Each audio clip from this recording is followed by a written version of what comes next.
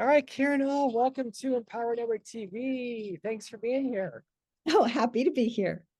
Quick shout out to Linda Brand because you said you heard about Empower Network TV on Linda Brand's podcast. So, Linda Brand, if you're watching, your podcast reached Karen, and Karen is here because of you, Linda. So, thank you, Linda.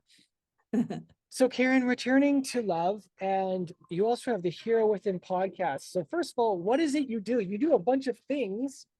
Let's go into that. What are you all about? Well, I'm all about helping people navigate through adversity and to find hope and healing because it just seems like so many people are dealing with difficult things. And so, as a life coach, I focus on relationships, and I have a spiritual focus. And then most people get stuck. They're like, I don't know how to get out of this. I don't feel any more hope. It just feels like, you know, bad, just negative, hard, awful, dark things. And so I help people to find their gifts and transform their pain into purpose. Wow. I think a lot of people are like, sign me up. So what got you into this? Why, what's your journey that you went through to start this? Why? Well, that's a really great question. What happened was I had my own journey. I've had many journeys through adversity. I've had a lot of adversity in my life. And so when I was going through things, there were things that I learned, there were things that I didn't learn until later. And I was like, wow, I wish I would have known that, back when I was in my 20s or whatever. And I thought, if I can help other people to not suffer the way I did, I will feel like my purpose, that my pain was not in vain. And so that's my total motivation. That's why I became a life coach. And I have been doing coaching for over 45 years. I focused on health and wellness in the beginning, and then I did relationship coaching. And the more I learned, the more I wanted to share, with more people. So I'm also writing a book. And the reason I started the podcast was I thought there's a lot of people that think they can't afford coaching or they don't know about coaching. And I thought, I can share the messages from my guests, and they'll share what they've learned. And so people kind of get like a little snippet of coaching in the learning aspect, and feeling like they can relate. Like, so many times I felt alone. I thought, I wish I knew somebody that had gone through what I had gone through, and I never found anybody. I still haven't found anybody. Everybody, when I tell my story, they're like, I can't relate. I feel like, oh, but when I talk to my guests on the podcast, I realize, what, we can all relate in some way. We can relate to the feelings, even if the situation is different. And I wanted other people to know that they weren't alone. Wow, well, that's a beautiful thing. Like, seriously, because isn't that one of the things that people suffer with the most is feeling alone? Feeling alone in a marriage or relationship, feeling alone in a business, feeling alone in your family. Totally. You can be with people and feel so alone. And that is one of the loneliest feelings, because when you're alone with nobody else around, it's a different kind of loneliness. But when you're with somebody and you feel lonely, it's more painful. There's a saying about that. It's better to suffer within than suffer without. Like, it's better, or it's something about, like, yeah, it's like that. It's like what you said. It's better to not have it and to be suffering from not having it, or have it, but it ain't working. Right. Exactly. And that's I deal with a lot of people in that situation. Okay, so how did you learn this yourself? What did you go through to learn this? Well, I went through a lot of things. I've had a lot of difficult relationships in my life, and I've had other people that were struggling with their own issues that hadn't figured things out, that then it affected, their relationship with me. And so, and then I've had my own wounds. I was born premature. So it started from birth. And I was 2.5 months premature, and I was in the incubator, and my mom couldn't touch me. She couldn't nurse me, hold me, nothing. And so I was alone. And that brought up, a lot of lonely feelings from the very beginning. And so I have really dealt with a lot of pain in my life.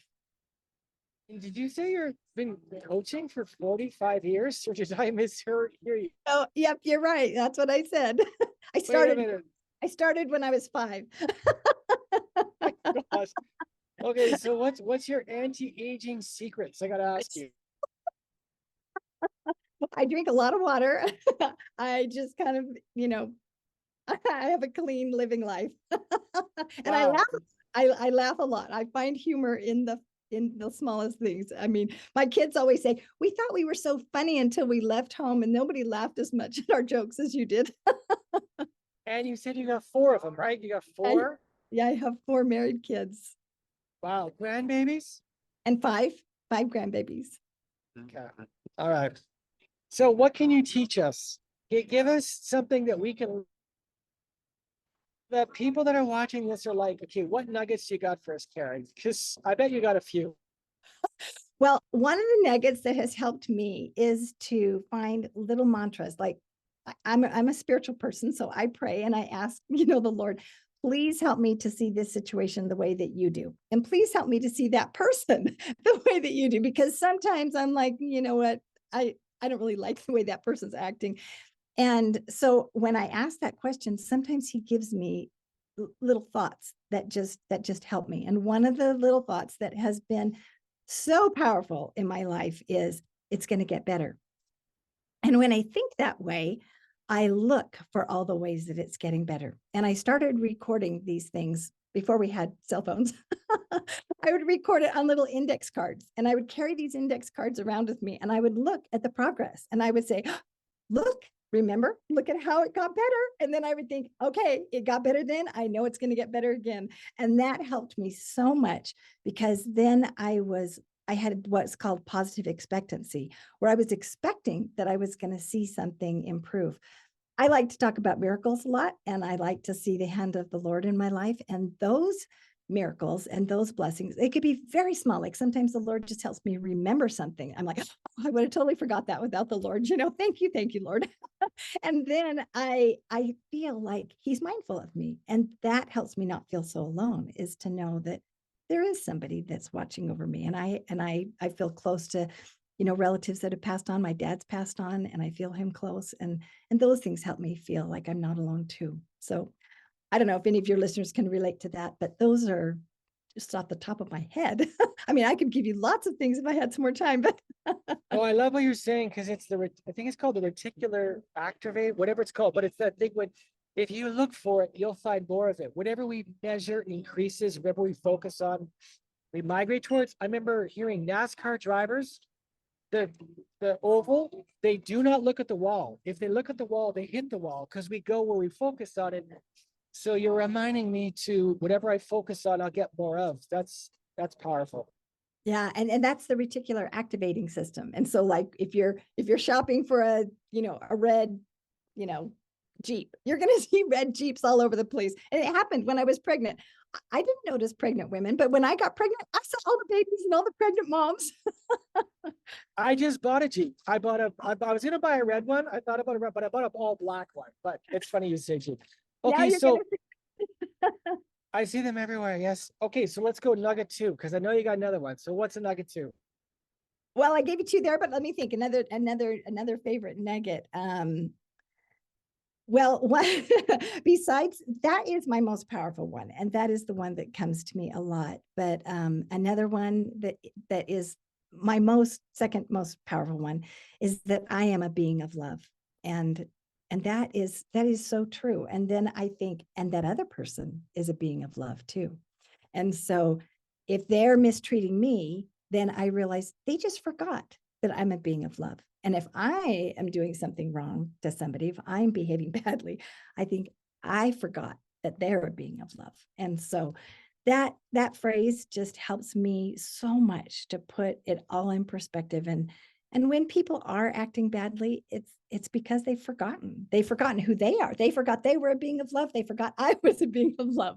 And so when we can remember that about ourselves and about others, it just changes everything. That was a mic drop moment again. Okay. So can you give us like what does your coaching look like? Because you're doing your full-time mama, grandma coaching, you got your podcast. So how do people interact with you today? So I do one-on-one coaching right now, but I'm getting ready to move into group coaching because of the time constraints. And most people, it's so interesting. They ask almost the same questions and I'm saying the same things. And I thought probably be really helpful because I'm in group coaching. And when I hear other people share and I say, oh my gosh, I had that question too. I didn't even realize it. Or I hear them say something, it applies to me too. So it's very helpful to be in group coaching, and it's helpful for being able to reach more people at the same time. So I am planning to do that. But yeah, people can just reach out to me. Do you want me to give my contact information? I'm not sure how this Oh works. yeah. I'm gonna tag you in this after and drop any links you got, the podcast, whatever, funnels, whatever. You'll drop it in the comments after so that people can find you easily. That's the purpose, is to connect people at least. Okay, yeah, perfect. I will give you the links. Awesome. And yes, please put all of that in the comments in the Facebook group. I'll tag you in this and you can. Okay, well, so and you're writing a book, you were saying that? I am. I'm writing a book because first of all, what's really fun is that my grandkids now listen to my podcast and they're like, Grandma, we didn't know you learned that.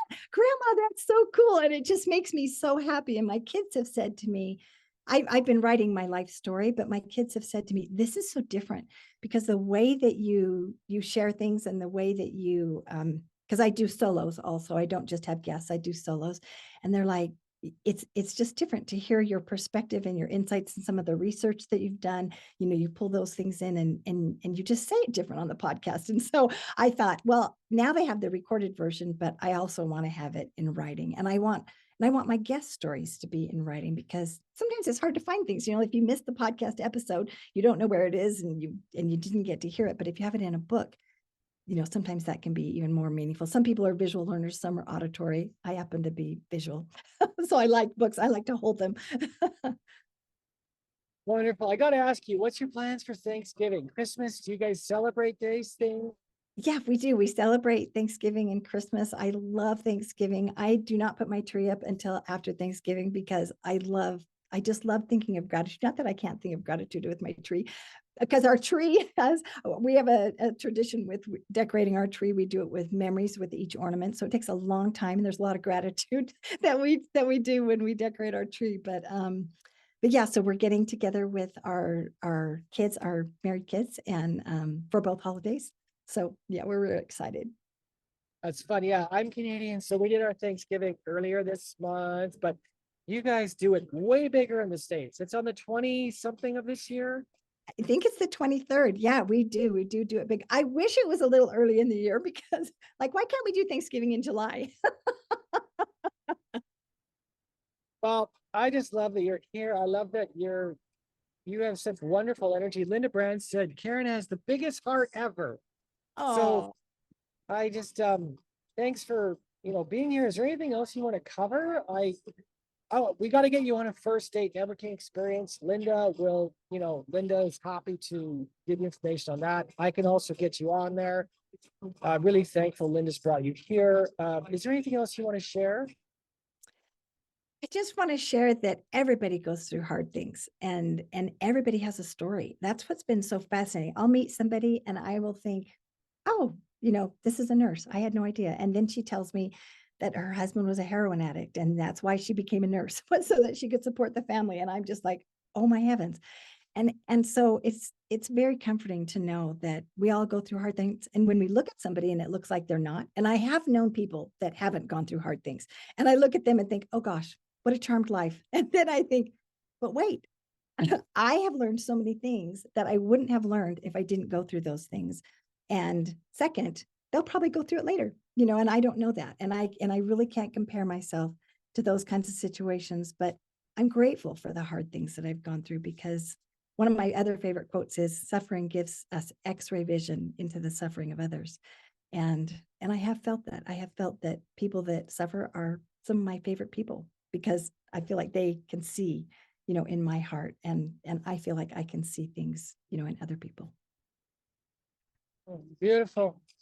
Well, lovely to hear, Karen. I guess we'll end it there. If you've been watching, listening to Empower Network TV, Karen Hall, what a beacon of light and love you are, my dear. And I'm just thrilled that you're a part of this network. Thanks, Linda Brand, for doing your podcast because Karen Hall is here because of you. Linda is a new addition here, and she's just got a lot of enthusiasm and passion. And appreciate you being here, Karen. And so we'll end it here, and we'll keep chatting. Yes, and thanks, Linda. Thanks for your friendship. And I think Linda's wonderful too. She's a really great person. And I love her enthusiasm too. Awesome. Okay, we'll chat soon. Okay, bye-bye.